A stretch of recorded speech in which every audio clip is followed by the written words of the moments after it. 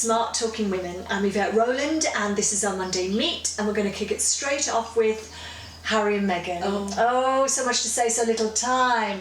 I'm going to do little sound bites here. So, they get married, we're all excited, it's a breath of fresh air, we think, oh, thank goodness, yes, you know, not another English rose, and it's wonderful. Brings all that glitz and glamour, and then it goes wrong very quickly.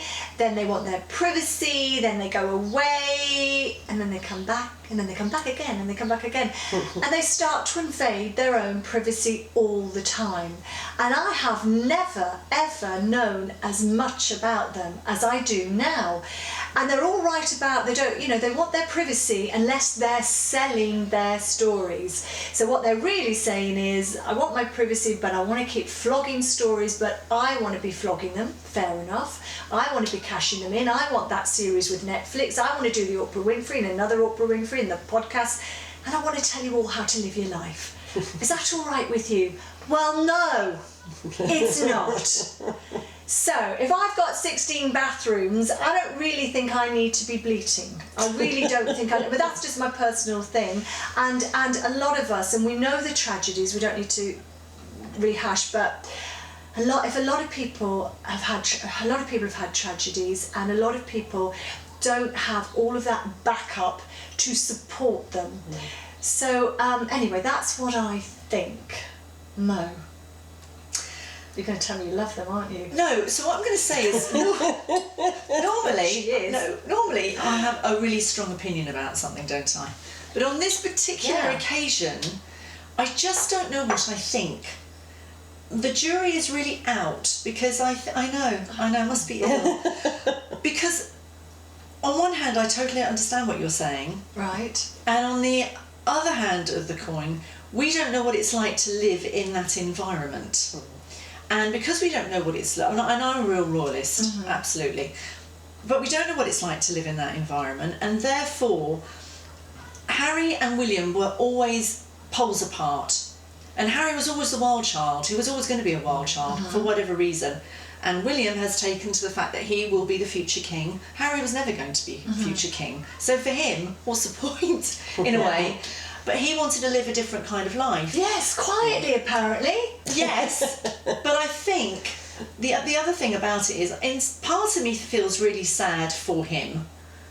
I don't know what I think about her. Now, if I talk to my other half, he can't stand her. He thinks she's manipulative, she had an agenda all the way along the line, blah, blah, blah, blah, blah.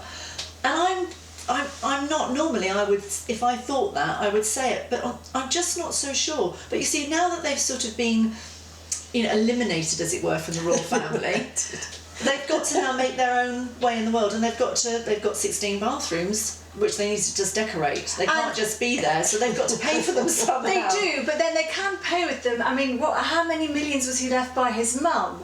And my thing is, when did you become the moral guardians of the rest of us? Well, I think that's where they're placing themselves. I think that's where they're trying to place themselves. And I think that because, he's really on, mental health, blah, blah, blah, blah. He's affecting my mental health. I know. I am fed up with hearing it, but I think I'm probably more fed up with trial by media again, to be honest with you, because they are constantly on a downer. And they were on a constant downer with Diana, weren't they? And look what happened there. So, I don't know. For me, the jury's out. Not sure. Benita, I'm expecting big things from you. Really? Don't disappoint me. I think you're going to be surprised. Really? Yeah, because you know my stance on royalty. I do. Which isn't, I don't like them.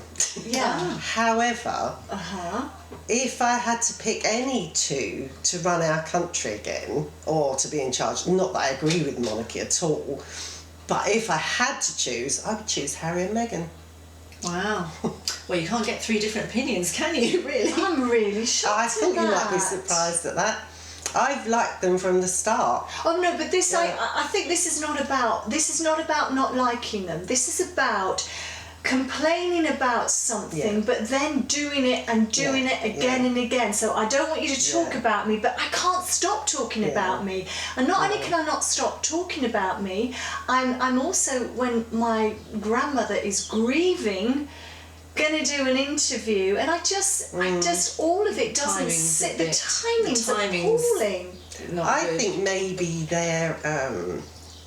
they know what's going on in the royal family. They know things, and I feel they're the more genuine ones. I really do, out of all of them. But then if they know things about the royal family, wouldn't it be better, instead of saying there is somebody, but hey, I can't tell you who, which then what it does, it makes everybody have the finger pointed at them, doesn't it? That's true, yeah. Wouldn't it be better to say, this is what happened? If you're going to do an interview that's worldwide screened, wouldn't it be better? Because what it does is it puts a question mark over everybody's head.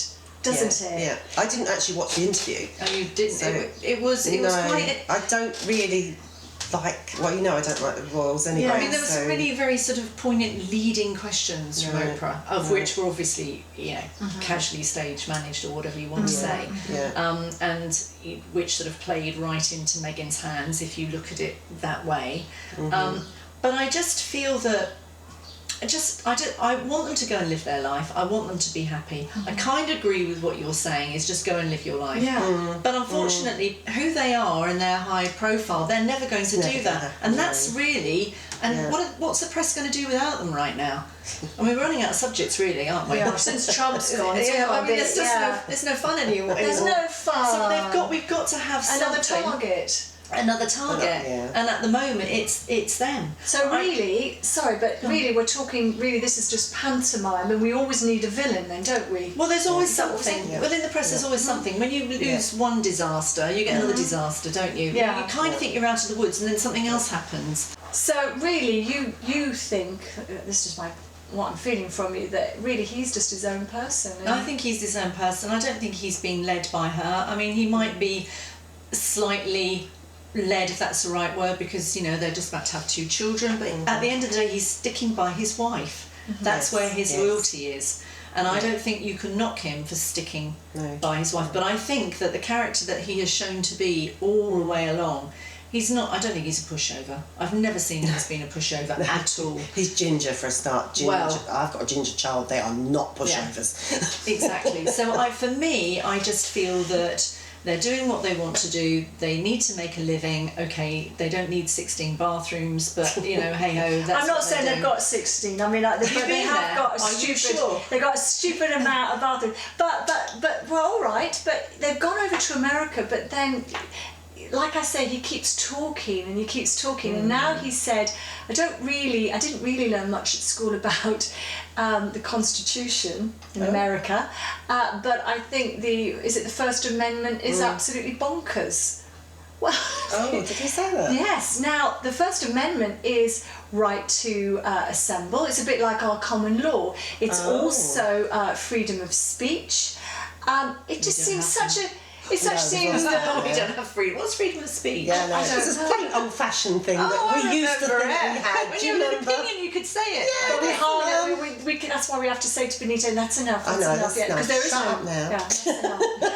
but what a strange thing to say to the country that's taking you in. So that's very odd. You can't stop talking, but you think the First Amendment, freedom of speech, is bonkers. That is really worrying. Now he's gone down in my estimation. Didn't take him long to plummet down to his grandfather. Well, you see, so now they're upset over in the States because, they're all coming out and saying, oh, hang on, no, you don't mess with our... So there we go. I know, but he is exercising his freedom of speech by saying it. It's only his opinion. But this is what I'm saying. But it doesn't make sense. No, it's bonkers to have freedom of speech. Anyway, what was I saying? Yeah. It doesn't make sense, does it? No, I didn't notice that. That's crazy. I mean, other people you talk to think he's losing the plot. So just to finally wind it up, I know you don't feel that he's under the thumb, but I know that a lot of men think he's under the thumb. What about you, Benita? I don't know, but I know what you mean. I think many men do. I wonder if maybe that's a little bit of jealousy.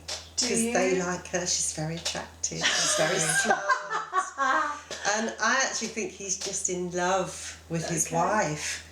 And when a man loves a woman, sorry to quote a song, but when I thought you were going to break it out.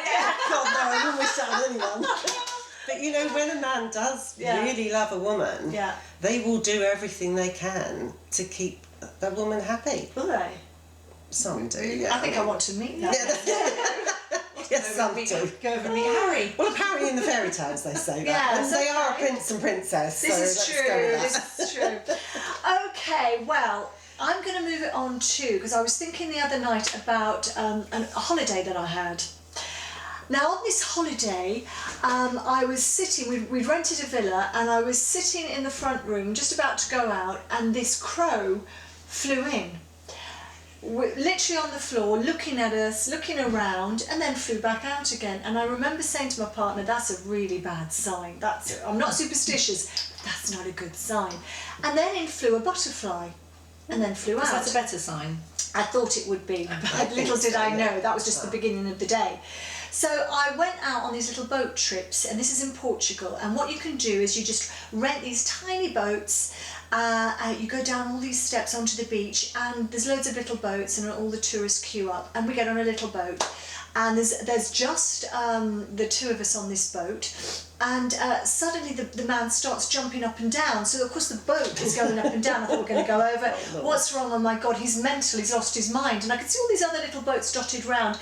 Then I suddenly realised he started to point, and on the other little boat people were standing up taking photographs. I thought it was, oh, hello. Yeah. And then I realised there was a dead body floating past. Oh, wow. Human. A lady, a woman. No. So he had a big hook, a stick with a hook on. And And I didn't realise. It's only now that afterwards that I knew that you can't leave the body. So he's got his phone out and he's reporting to the police that he's got this body. So he's trying to get this hook to get the body on the boat. The boat is barely taking my weight, my partner's weight, and his weight.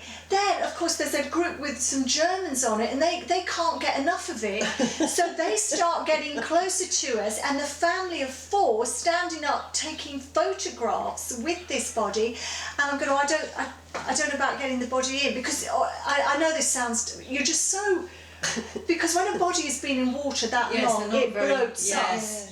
And this the body, is like a black comedy. I know, and the body had obviously been in for quite some time, so he's trying to get it. And when I say a tiny boat, I mean it. She would be touching all of us. It was, you know.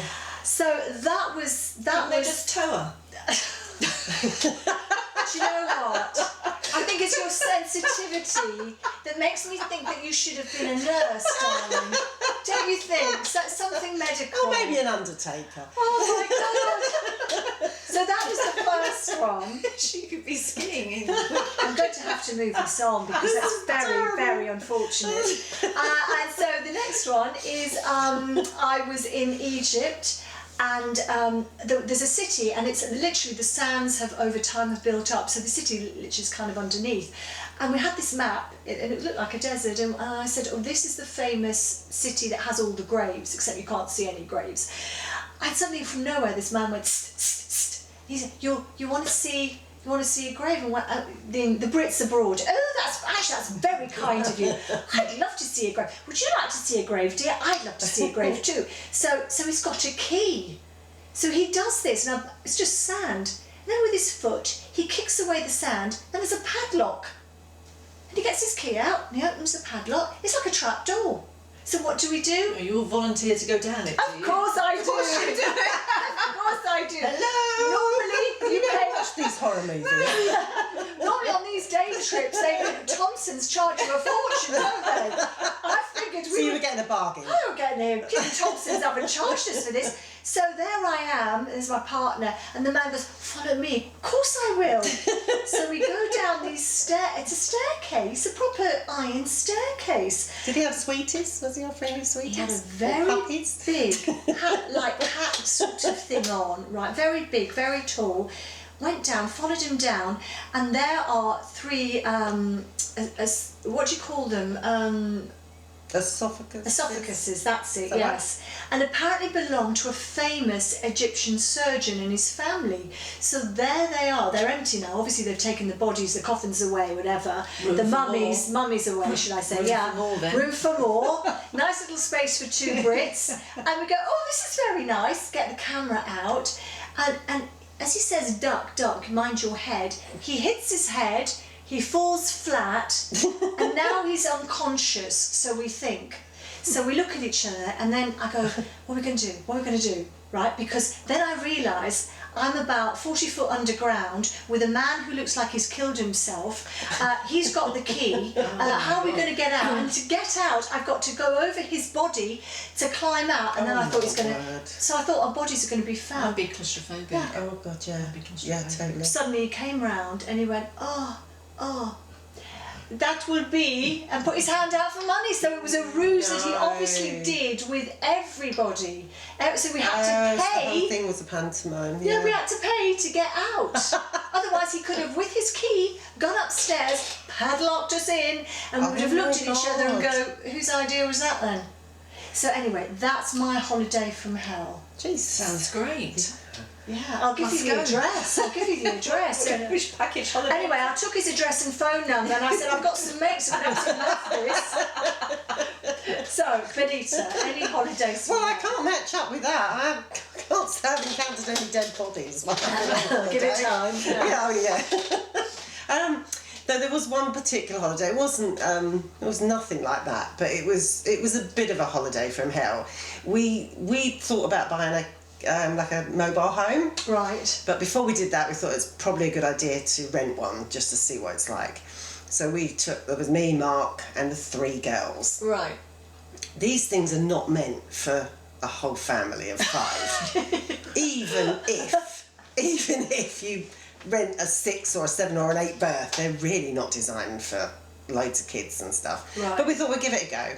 So we turned up at the rental place, and they gave us this whole great list of itinerary. It's like, if you do this, it's £50. If you do that, if you go over 65 mile an hour, you get a fine of £75 for each mile. Honestly, the costs were astronomical. Yeah. If you if you do anything, it's like it's going to cost you the price of a mobile home. Right. You mustn't scratch it, you mustn't do... And the one thing they did say was the aerial for the TV, always make sure you put it down. Right. So we've got in this van, and we've gone the first day, we've gone off, we've stopped, and the kids have wanted to watch the telly or whatever, so put the aerial up, got back in the car, drove another 2 hours, got to this car park Was it next like a to another... Winnebago? Yeah, kind of, but Okay. not really like an American one, you know, Right. it's a British version, much smaller.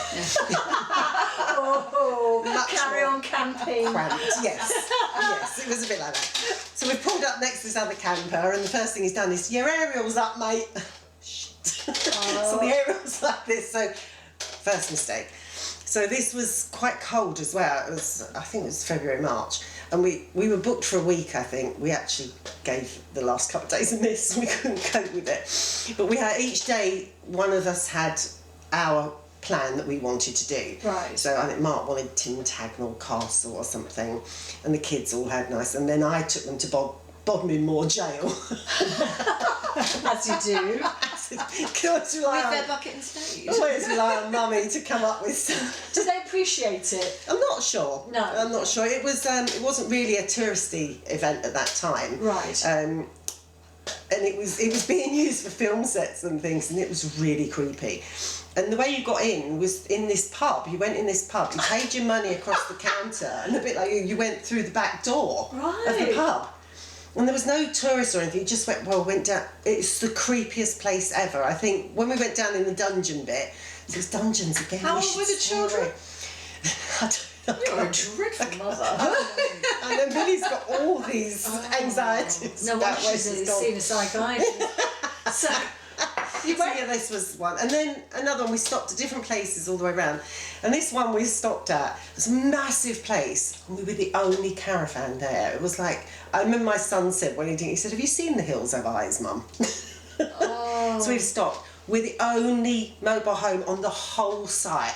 So we went into what we thought was the entertainment room, and it was a cowshed that hadn't really even been converted. Oh my It god. had 2 plastic chairs facing a screen with like a trolley, you know, like a hostess trolley. Yeah. With some books on. Are you sure this wasn't a survival weekend? Well, it You know turned that- into that. It really did turn into that.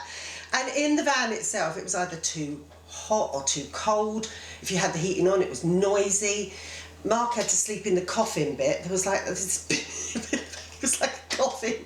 My brother always used to say, if I wake up and I'm not knocking wood, that's all right. And Mark was knocking wood every... Oh my gosh. It was just hideous. And then, and then we stayed at another camp. Oh, the showers in those, they don't work. No. Okay, the toilets, they don't work. So how many days did you actually spend in the end? I think we spent about 4, maybe 5. And that was it? Yeah, it was supposed to be a week. Well. And we took the van back. And what happened as well, the other thing they say is when you open the cupboards, when you leave, make sure you catch all the crockery. Right. And the first day I've opened it, Smashed mud's down. come down, it's chipped the worktop. I was never...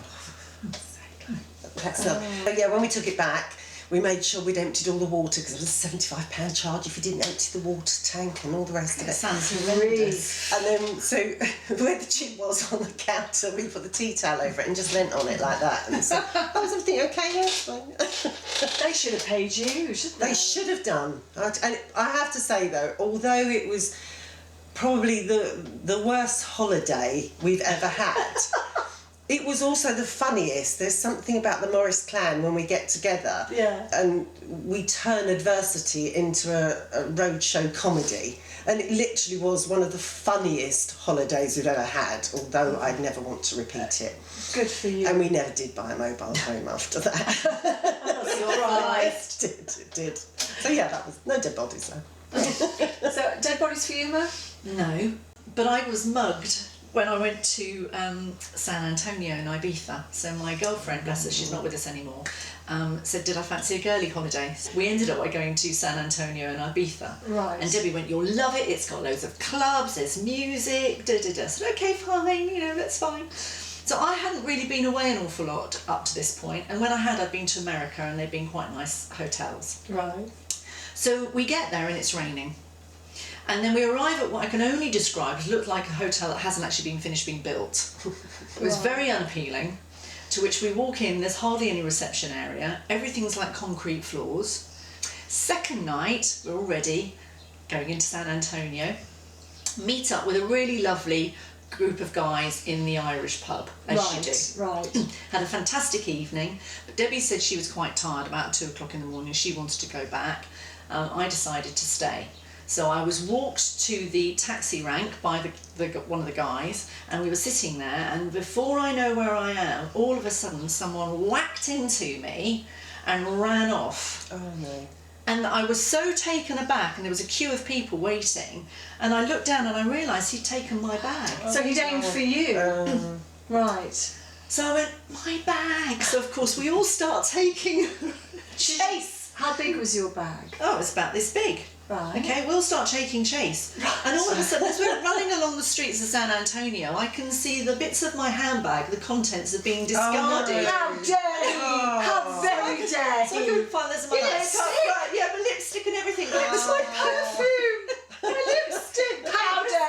That's... Not your spare knickers. No, Oh my God for that. those are the days I didn't wear any darlings. So anyway, so we're just following the contents of my handbag. Did you have your passport in it, did you? No, I didn't have my passport in there, thank God. Anyway, so eventually we're running up this hill and everyone has now taken, it's almost like 2 people are running and people go, they're running, let's follow them. Benny Hill! But they don't know what they're running to. Anyway, I'd screamed so much that at the top of the hill, the police had arrived and they had this guy over the bonnet of the car. Right. Okay, well I'm still picking up my makeup as we go up. Going, he's got my handbag. But where's my face powder? And I'm going, and they're going, you're, because obviously they didn't speak much English and I speak no Spanish. And I went, yes, that's my bag. They said, you'll come with us. Well, the next thing I know, myself and this guy Greg I was with, who'd only met 2 hours previously, they load us into the back of a police van. We don't even get in the car. The guy that's mugged me gets in the car, we get chucked in the back of the police van as if we're the ones that have done wrong. So then we get to the police station, it's a tiny little police station, we can hear a lot of crying, a lot of shouting and all the rest of it, and then we're being interviewed by the policeman. We had to get an interpreter to come out, because obviously I couldn't understand anything, they're trying to take a statement. But while we're giving our statement, I was aware there was a lot of screaming going on behind us and the door was open. And a couple of the policemen kept coming in and talking to the guy that was interviewing us, and they were laughing. I don't know what they were doing, but they were laughing. So they found whatever was going on really funny. I turned round, and as I turned round, I'll never forget, I saw this bench flying across the open doorway. No.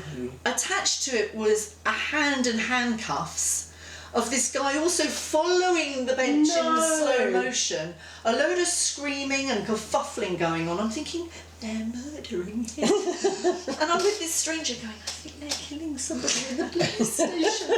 And he's going, just stay calm. And I'm going, it's very difficult to stay calm because all the policemen were just laughing. No. So anyway, then eventually the interpreter turned up. And we were saying, what's going on? There's a lot of screaming and shouting going on. Sounds like someone's being murdered. And she went, oh no, that's what they do. And what they do is they beat themselves up in the cells. And then what they do is when their solicitor comes out, they can say the police have beaten them up and they get off on the charges. Oh, so he threw himself He threw himself across them. with attached to the... He must have got thrown it and then gone across the sea. A big lad. I can't remember now, to be honest with you. Been a big lad. Anyway, so the interpreter said, don't worry about it. That's what they do all the time. That's their form. They come in, they beat themselves up, then they blame the police for it, and then they get off on charges when they got to court because they're all black and blue. Which is why the police were laughing. Yeah, that's why they were laughing. So when they tried to beat themselves up in the police station, and they caused such a fuss, they were then transported to another police station over the other side of the island where they set it alight and it burnt down. Do you know what? I feel like there you go. I feel like I need to lighten. Let's lighten things up because between my dead body, your mugging, and I can't. Oh my God! So I'm going to lighten this, and I'm going to say Eurovision Song Contest. Now I don't normally watch it, but we haven't been out of our houses. For 15 months, okay? So, just to see the people having a good time, and actually, maybe that 15 months, I think, had made people work harder on their songs, because I really enjoyed it. And when Italy came on, they were very sexy men with that rock stuff. I suddenly perked up. I perked right, as she said, I perked right up. Anyway, I really enjoyed it. But then I couldn't be bothered to watch the results come in. But apparently I woke up this morning, 0 points. Nothing? No, nada. Nothing from anybody. Nothing? Oh, really? Completely hate nothing. us, but it was beyond hate even. And I really feel sorry for that bloke. Hate us. But they do, they really hate us, whether it's, I don't know. It's just political now. Well, we're at a point Is now. this because of Brexit? Oh, maybe. Yeah. Oh, is it because of that? I don't know, but I feel like we could put a dog on, literally with a tambourine or a stripper or a porn star with a Union Jack, and we still will get nil point. What's going on? I think we could put Adele on and we'd still get nil point. point. Did you watch it? What do you think? I don't watch it. Okay, I think the question should be, girls, before we come to an end, would you bother next year to put anybody in? No. No. I don't think there's been any point for years, actually. I think it's Bring demoralising. back Bucks Fizz, that's what Yes. There you go. You're making your mind up. I've got it. Why don't we just put the old film of Bucks Fizz on a loop? Every just year. Play every year. And just go, that's fine. as much effort as we're putting into this. Right, there's no Did you used respect. to watch it then when I was younger? Yeah, we've got to it's go great now. when Yeah, we we've were got to go. young. We've got to go now. We've got Sorry. to go. Anyway, Sorry. It's been lovely. we've got to go. Motor cup all the time that we have to go and we've run out of time. Well, you try getting mugged. So I managed to do a dead body in about 30 seconds. Anyway, thank you for joining us. And we'll see you again soon. Bye-bye. Bye. Bye.